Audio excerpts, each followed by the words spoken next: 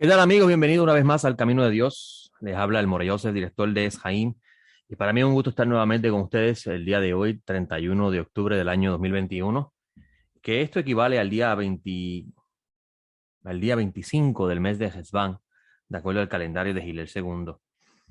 Como ustedes saben, nosotros tenemos la costumbre de todos los domingos estar aquí en PAB 550, enseñando o compartiendo con ustedes lo que estudiamos en las Sagradas Escrituras, con el deseo de que ustedes puedan también conocer la palabra de Dios, aprender un poco sobre ese pensamiento del mundo antiguo, donde se desarrolla la fe que conocemos. Y hoy no es la excepción, así que vamos a comenzar con el programa para que así podamos aprovechar bien el tiempo. La sección de la escritura que estudiamos el día de ayer se titula Hayé Sara, la vida de Sara. Y esto comienza en Génesis 23, versículo 1, y termina en el 25:18. La sección de los profetas que estudiamos ayer también se titula, o mejor dicho, se encuentra en Primera de Reyes 1:1 al 31. Y ayer estábamos hablando de por qué la escritura comienza hablando de la edad de la muerte de Sara. O sea, Sara muere a los 127 años. Y obviamente para un mundo como el nuestro, esos muchos años, aunque en la profesión a la cual yo me dedico, en la tabla de mortandad que se utiliza para evaluar en la industria de los seguros de vida, que es una de las áreas que trabajo, se crea una tabla basada en una mortandad de 121 años. O sea que los actuariales estiman que un ser humano puede durar hoy día hasta los 121 años. Muy interesante esa información.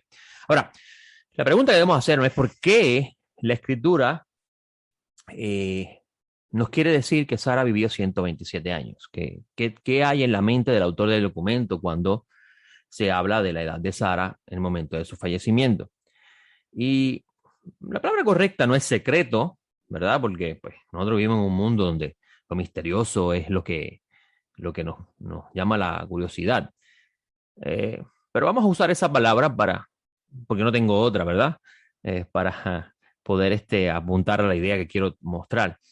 Eh, lo que está en la mente del autor del documento al decirnos la edad de Sara está dentro del mismo libro. O sea, si usted va al libro de Génesis capítulo 6, el libro de Génesis en el capítulo 6 hay un decreto divino donde el Todopoderoso dice que por razón de la maldad de esa generación, la expectativa de vida se reduciría a los 120 años. 120 años. O sea que lo más que duraría un ser humano sería 120 años por razón de la maldad que hay en él. Y vamos a ver que Sara supera esos 120 años, o sea, Sara llega a los 127. Tenemos que recordar que los autores de estos documentos, en su gran mayoría, eran personas de la clase sacerdotal, o sea, eran de la familia de Leví. Y estos eran los que tenían conocimiento de la revelación dada por Dios y a la misma vez relacionaban mucho números, es decir, los números, el calendario, el templo, la tierra, con las ideas que ellos querían expresar. Cuando usted va al capítulo 1 de Génesis, el capítulo 1 de Génesis dice que la creación alcanzó su plenitud en el séptimo día. Cuando dice que Dios descansó en el séptimo día de su labor que había hecho, está diciendo que la creación alcanzó la plenitud del diseño original. Los primeros 6 días, desde el momento que dice que el Espíritu de Dios se movía sobre la superficie de las aguas, dando a entender que no había un lugar donde pudiese reposar, donde pudiese descansar.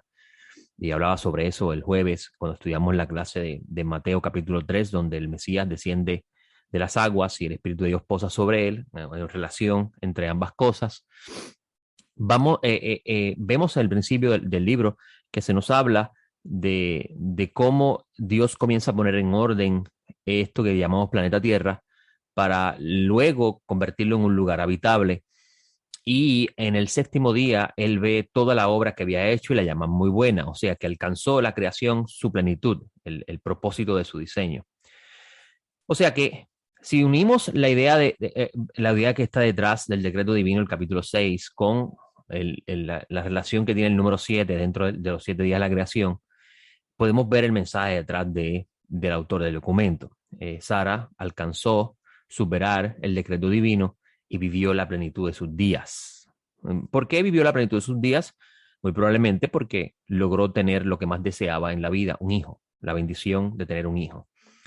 Pero no solamente eso, la cercanía de Dios en su tienda, es decir, la familia de Abraham, conocer al Dios de Israel, le permitió vivir esos días. Y es interesante esto porque si vamos a mirar las edades de las personas que están en estos documentos, específicamente Sara, Abraham, Isaac, Jacob, y luego llegamos a Moisés. Moisés llega a los 120 días, o mejor dicho, 120 años, donde la escritura nos está dando una señal ahí de que Moisés es el último que alcanza esa edad que Dios fija para el ser humano. A partir de ahí comienza un descenso en la expectativa de vida, o mejor dicho, en la vida de las personas que aparecen en los Sagrados Escritos. Incluso si usted mira Josué 24-29, va a encontrar que Josué vive 110 años, 10 años menos que Moisés, incluso hasta David. David murió a los 70 años, de acuerdo al documento. O sea, que en otras palabras, la escritura nos dice que el último que alcanza esa máxima edad permitida para vivir es Moisés. Y esto es interesante porque nos lleva a preguntarnos, ¿era ese el diseño original cuando Dios creó al ser humano? Eh, eh, Dios creó al humano para que viviese en este mundo tan poco tiempo, si podemos decirlo así, o para que muriese. La escritura nos dice que no. La escritura nos dice que el humano fue creado para disfrutar de la bondad que Dios había creado, o Dios ha creado, porque la tierra le pertenece a Él, y es la rebelión del ser humano a su creador lo que causa que el decreto divino se establezca, que si te pones a analizar es un bien, a pesar de que la muerte a nuestros ojos es un mal. ¿Por qué? Bueno, eh, nosotros hemos perdido muchos seres queridos, muchas personas que a nuestros ojos han sido seres muy buenos, seres ejemplares, seres que han hecho una aportación a nuestras vidas muy valiosa, pero a la misma vez hemos visto cómo han muerto muchos malvados, personas que una vez que mueren ocurre un cambio radical en la vida de ese lugar o de esa familia o de esa persona que ha sido afectada por eso. Imagínese un Adolf Hitler viviendo toda la vida. ¿Cómo sería la vida en ese momento? Uno de esos tiranos que nosotros podemos mencionar en nuestra mente.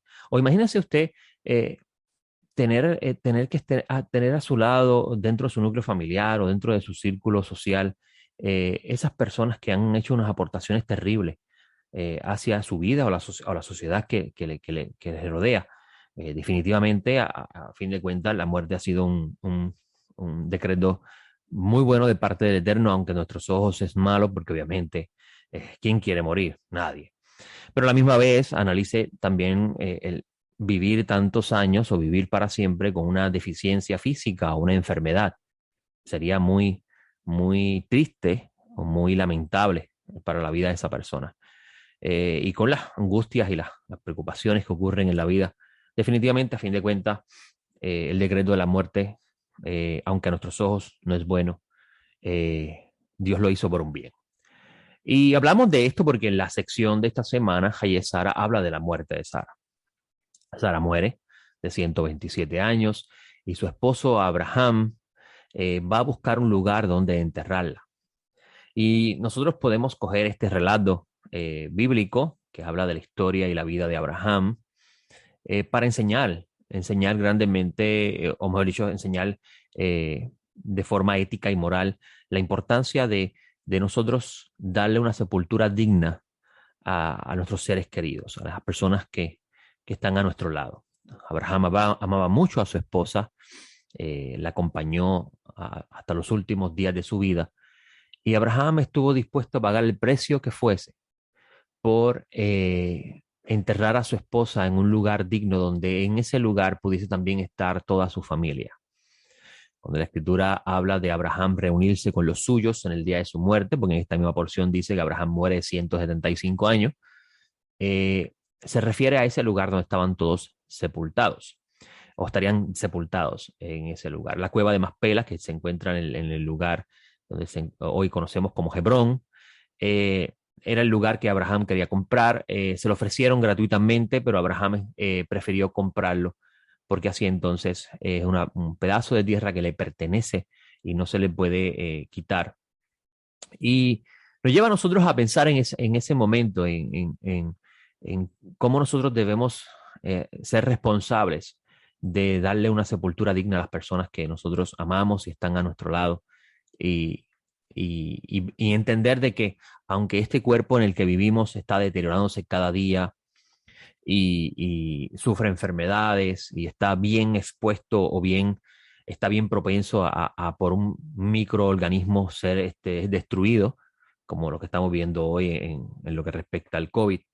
Eh, el hecho de que nosotros, en el caso de los que practicamos, o mejor dicho, vivimos la fe del Mesías y tenemos la esperanza de la resurrección de los muertos y un mundo nuevo, como enseña la Escritura, el hecho de que tengamos eso en nuestra mente no significa que nosotros vamos a despreciar la casa que Dios nos dio. Porque recordemos que nosotros vivimos en una casa que Dios nos dio. El cuerpo es un regalo de Dios. Y en esta sección aprendemos eso. Vemos cómo Abraham estuvo dispuesto a pagar 400 ciclos de plata, que en tiempo presente se dice que sería mucho, mucho dinero. Y esto lo hizo para poder darle un lugar de entierro a su esposa. En esta porción también leemos cómo Abraham, anciano ya y entrado en los últimos días de su vida, eh, manda a uno de sus siervos a buscar una esposa para su hijo. Y obviamente el mundo donde se construye la Biblia es muy diferente al nuestro. En el tiempo presente, pues no funciona así. En el mundo, por lo menos occidental, todavía en el Medio Oriente es así, pero en el occidente donde nosotros vivimos, no es así, sino que es la mujer y el hombre quienes se encuentran y se enamoran y se casan. Aunque hoy en día vivimos una sociedad donde el matrimonio parece no ser importante, lamentablemente. El matrimonio nos da responsabilidad. La vida de parejas sin responsabilidad no trae nada bien. ¿Ok? Y vemos que en esta porción Abraham, antes de fallecer, quería ver que su hijo tuviese una compañera que estuviera con él para siempre. Y Abraham sabía que los que vivían en esa tierra no eran personas que eran agradables ante los ojos de Dios. La conducta de esos seres humanos eran terribles. Incluso los niños eran, desde recién nacidos, eran asesinados para, con eso, en la mentalidad de ese tiempo, adorar a los dioses que ellos servían. Y esas cosas, pues, había un decreto de parte del cielo que próximamente iban a ser expulsados de esa tierra por la maldad de ellos. Y Abraham no quería que sus hijos, su descendencia, se mezclara con esa conducta o ese modo de pensar. Y esto me acuerda las palabras de Pablo que dice que nosotros, los que estamos en el Mesías, no debemos unirnos con yugo desigual, porque entonces la vida matrimonial sería más difícil. Imagínese usted casado con una persona, sea mujer o hembra, ¿verdad? Porque la mujer se casa, el hombre se casa, eh, que no crea en el Dios de Israel, sino que crea en otros dioses. Imagínense que esa persona no tenga la perspectiva de la importancia de la ética y la moral en la vida, de la educación con valores, el respeto hacia la vida. Imagínense que no piense así. Imagínense que su pareja es una persona que piensa que la vida hay que gozársela y la vida es un desorden y no me importa nada, soy un irresponsable. Definitivamente va a haber desorden, sufrimiento en esa relación donde no va a haber bien en su final, donde la escritura dice que el hombre y la mujer se unen y serán uno. O sea que no va a ocurrir eso, no van a ser uno. Y Abraham le dice a su siervo que vaya a la tierra de donde él es oriundo y allí consiga una esposa para su hijo Isaac, donde en el mundo antiguo y todavía en el tiempo presente así también se practica en el Medio Oriente, el esposo el hombre es el que le buscaba una esposa a su hijo. O sea, no era el joven, el hijo no era el que iba a buscar esposa, sino que era el padre el que buscaba esposa a su hijo. Y bien interesante el relato nos enseña que, que el siervo de Abraham ora al cielo por ayuda, para dar guianza, para poder escoger la mujer adecuada. Y en la mujer que se convierte en la esposa de Isaac, se llama Rebeca, eh, hace unas cosas que nosotros lo leemos y si no prestamos atención al mensaje que está enviando el autor del documento, pensaríamos que es algo, pues, casualidad. Pues sí, Dios le está dando la señal a, eh, al siervo de Abraham. Pero ¿por qué? La pregunta que debemos hacernos es ¿por qué el siervo de Abraham ora al cielo para que el cielo le conceda lo que él está pidiendo, que la mujer que descienda al pozo a buscar agua, le ofrezca a él de beber y le dé los animales, sea la escogida? ¿Qué hay detrás de esa idea? Y la clave para entender eso es entender a Abraham. Si un padre está enviando un hijo, está enviando una delegación, que es una costumbre del Medio Oriente, de personas, en el caso en el caso de Isaac, de que es el hijo de Abraham, es su siervo, el siervo va a saber que la pareja ideal para el hijo de su amo es una que tenga las cualidades que tiene su papá. O sea, que practique una forma de vida que sea consona con el pensamiento de la familia. Y eso es bien importante.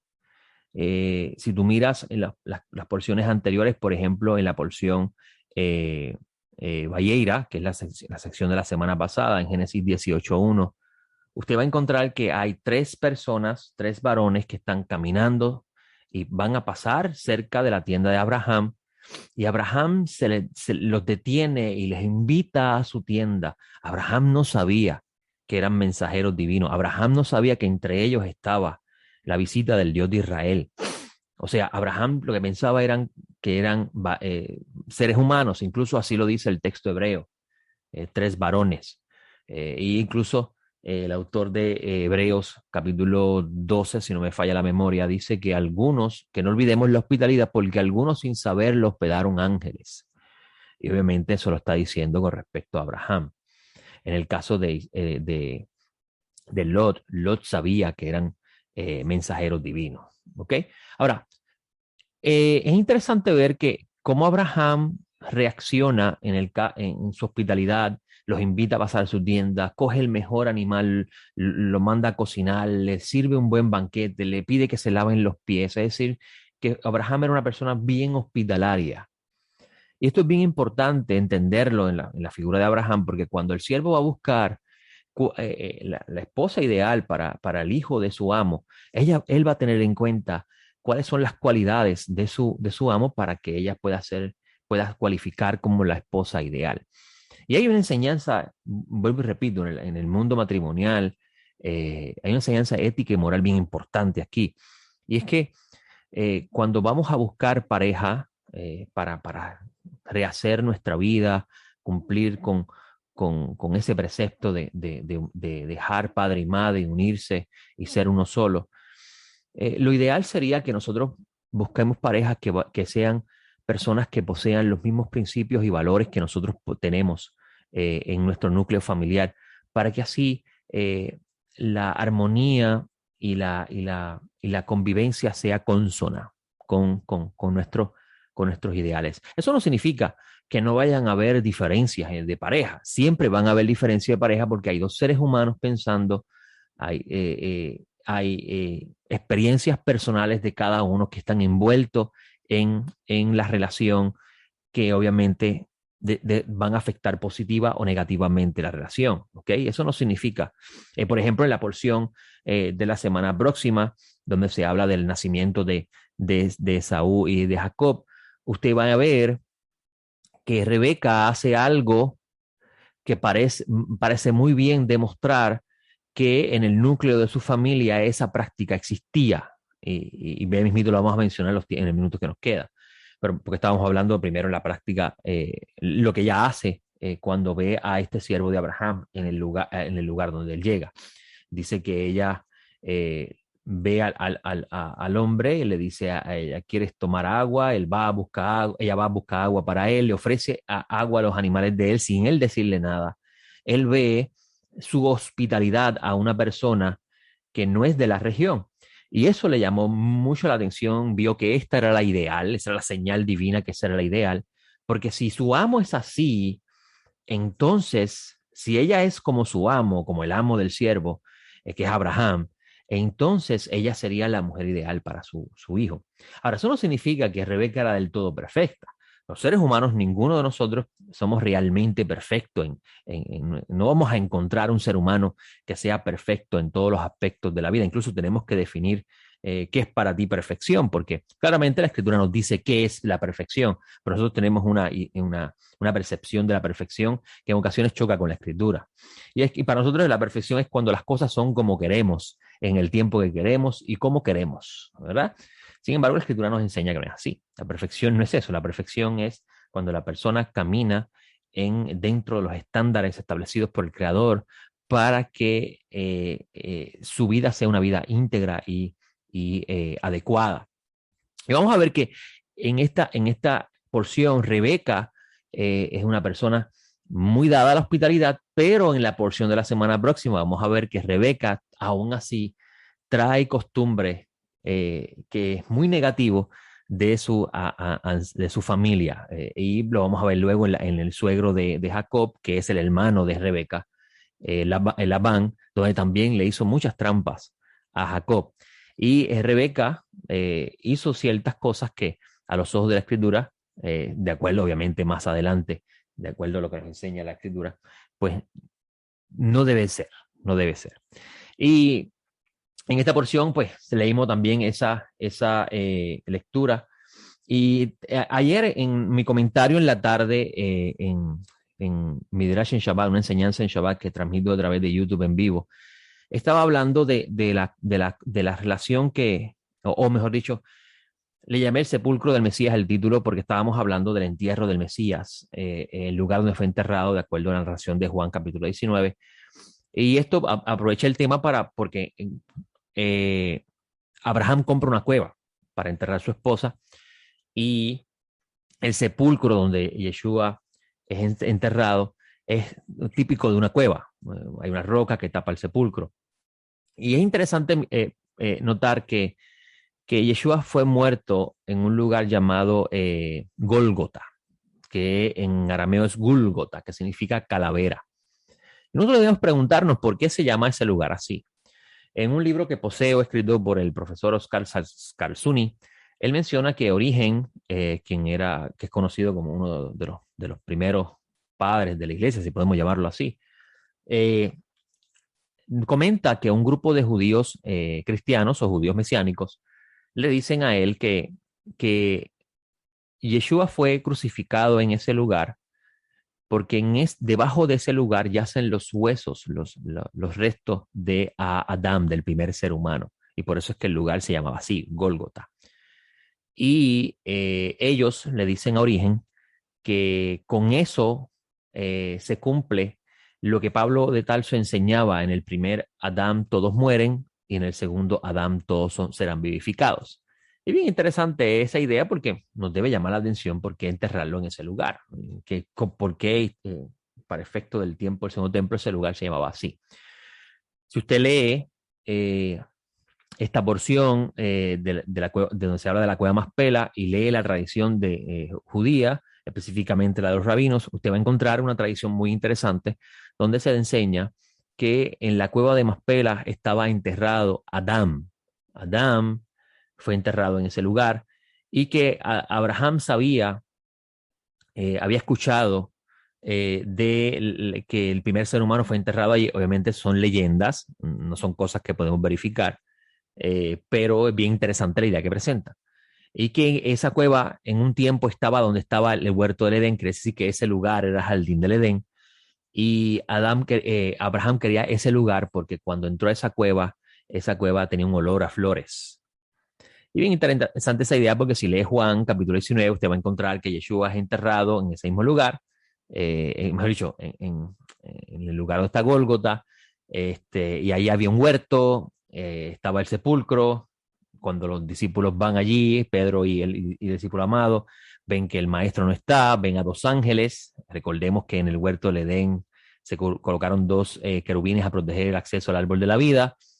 Y entonces María o Miriam confunde a un hortelano, que es una persona que se encarga de cuidar el huerto, o mejor dicho, habló con un señor que era el hortelano, pensaba que era el hortelano del lugar y resulta ser que era el señor Yeshua.